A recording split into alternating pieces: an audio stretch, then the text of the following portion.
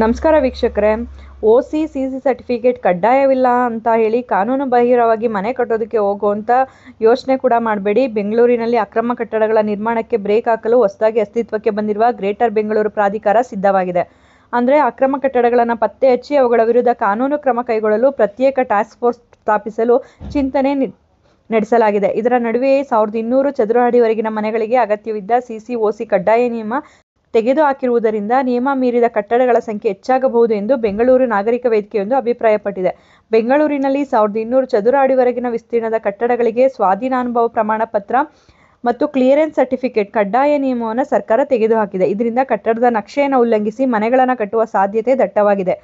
ಇತ್ತೀಚೆಗಷ್ಟೇ ನೋಡಿರ್ಬೋದು, 3 ಫ್ಲೋರ್ಗೆ ಪರ್ಮಿಷನ್ ತೆಗೆದುಕೊಂಡು ಕಿರಿದಾದ ಜಾಗದಲ್ಲಿ 5 ಫ್ಲೋರ್ ಕಟ್ಟಡವನ್ನು ಕಟ್ಟಿದ್ರು. ಅದು ಗೃಹ ಪ್ರವೇಶ ಆಗೋದಕ್ಕೆ ಮುಂಚೆನೇ ವಾಲ್ಕೊಂಡಿತ್ತು. ಅದನ್ನು ತೆರವು ಮಾಡಲಿಕ್ಕೆ ಎಷ್ಟು ಕಷ್ಟಪಡ್ತಾ ಇದ್ರು ಅನ್ನೋದನ್ನು ನಾವು ನೋಡ್ತಾ ಇದ್ವಿ.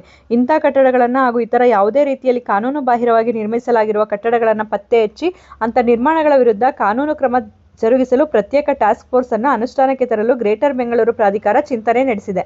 ಇನ್ನು ಸದ್ಯದಲ್ಲೇ ವಿಭಜನೆಯಾಗಲಿರುವ 5 ಪಾಲಿಕೆಗಳೇ ನೀಡುತ್ತದೆ.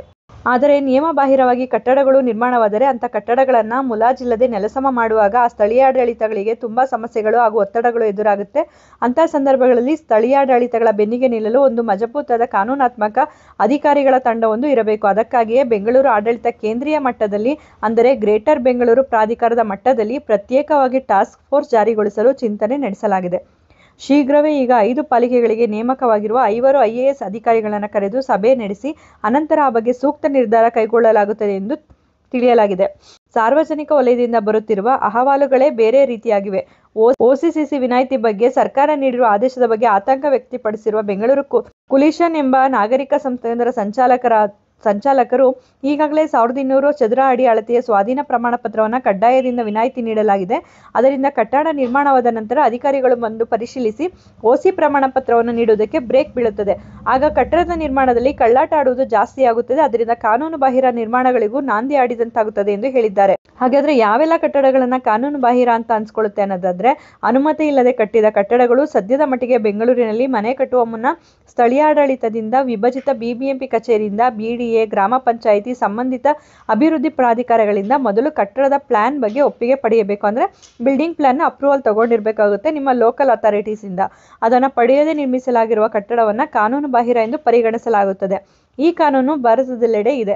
ಅನುಮತಿ ಮೀರಿದ ಕಟ್ಟಡಗಳು ವಾಸಸ್ಥಳಕ್ಕಾಗಿ ಅನುಮತಿ ಪಡೆದು ಕಮರ್ಷಿಯಲ್ ಕಟ್ಟಡ ಕಟ್ಟಿದರೆ ಅದು ಕಾನೂನು ಬಾಹಿರ ಅಂತ ಅನ್ಸ್ಕೊಳ್ಳುತ್ತೆ. ಅನುಮತಿ ಪಡೆದಿದ್ದರೂ ಅನುಮೋದಿತ ಪ್ಲಾನ್ಗೆ ವಿರುದ್ಧವಾಗಿ ಹೆಚ್ಚುವರಿ ಮಹಡಿ ಅಥವಾ ವಿಸ್ತರಣೆ ಮಾಡಿದ ಕಟ್ಟಡ, ಅನುಮತಿ ಪಡೆದಿರುವ ಫ್ಲೋರ್ ಏರಿಯಾ ರೇಷಿಯೋಗಿಂತ ಮೀರಿದ ಕಟ್ಟಡ, ಸೆಟ್ಬ್ಯಾಕ್ ನಿಯಮಗಳನ್ನು ಮೀರಿ ಕಟ್ಟಲಾಗಿರುವ ಕಟ್ಟಡಗಳು, ಅಂದರೆ ಸೈಟಿನ ಒಳಗೆ ಮನೆ ಕಟ್ಟುವಾಗ ಸುತ್ತಲೂ ಇಂತಿಷ್ಟು ಜಾಗ ಬಿಡಬೇಕು ಎಂಬ ನಿಯಮವಿರುತ್ತದೆ.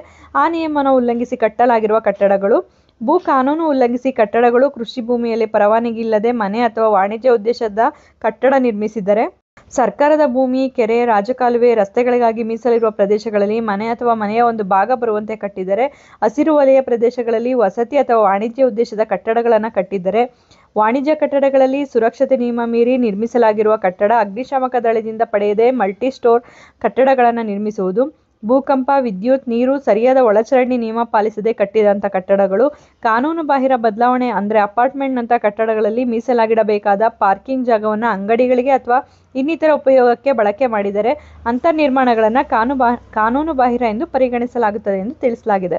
ಈ ಒಂದು ಮಾಹಿತಿ ಉಪಯುಕ್ತ ಆಗಿದೆ ಅಂತ ಭಾವಿಸ್ತೀನಿ. ಯಾರೆಲ್ಲ ಹೊಸದಾಗಿ ನಮ್ಮ ಚಾನಲ್ನ ನೋಡ್ತಾ ಇದ್ದೀರಾ, ಸಬ್ಸ್ಕ್ರೈಬ್ ಮಾಡಿಕೊಂಡು ನೋಡಿ.